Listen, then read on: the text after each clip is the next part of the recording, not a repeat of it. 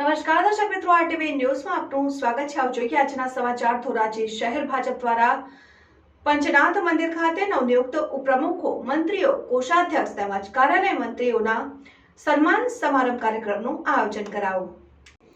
પોરબંદર લોકસભા મત વિસ્તારના ઉમેદવાર કેન્દ્રીય આરોગ્ય પ્રધાન Shri doctor Mansukhbhai Mandaviya Upleta Sardar Patel town hall ખાતે ધોરાજી ઉપલેટા મત વિસ્તારના કાર્યકર્તાઓને માર્ગદર્શન આપવા ઉપસ્થિત રહેવાના હોય તે કાર્યક્રમના આયોજનના ભાગરૂપે બેઠકનું આયોજન કરાયું। આ બેઠકમાં ધોરાજી શહેર ભાજપના વરિષ્ઠ અગ્રણીઓ, સંગઠનના હોદ્દેદારશ્રીઓ, શક્તિ કેન્દ્રોના હોદ્દેદારશ્રીઓ, ગુજરાત પ્રદેશ ભાજપના હોદ્દેદારશ્રીઓ, જિલ્લા મોરચાના હોદ્દેદારશ્રીઓ, સક્રિય સભ્યશ્રીઓ, સહકારી ક્ષેત્રના અગ્રણીઓ, નગરપાલિકાના પૂર્વ સદસ્યશ્રીઓ, બૂથ પ્રમુખો, વિવિધ મોરચાના હોદ્દેદારશ્રીઓ અને શહેર ભાજપના અગ્રણીઓ ઉપસ્થિત રહીને નવનિયુક્ત હોદ્દેદારશ્રીઓને સન્માનિત કરી આગામી કાર્યક્રમ અંતર્ગત માર્ગદર્શન આપવામાં આવ્યું।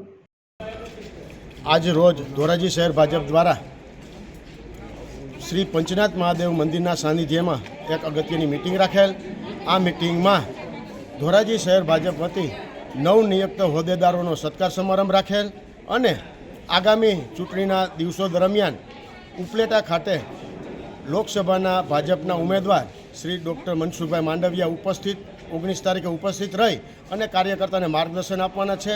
તે બંને કાર્યક્રમમાં આજરોજ કાર્યકર્તા ઉપસ્થિત રહેલ અને આ કાર્યક્રમમાં ઉપલેટા મુકામે જઈ અને ત્યાં જે કાંઈ ઉમેદવાર દ્વારા અને સંગઠન દ્વારા કોલ આપવામાં આવે તે દરેક કાર્યકર્તાઓ ખંભે ખંભો મિલાવી અને કામ કરવાનું છે અને આવનારા દિવસોમાં જે કાંઈ પણ ઉમેદવાર લક્ષી અને તેને ચૂંટવા માટે જે કાંઈ પણ મહેનત કરી અને તેને જંગી બહુમતીથી ચૂંટી કાઢી અને લોકસભામાં મોકલવાના છે।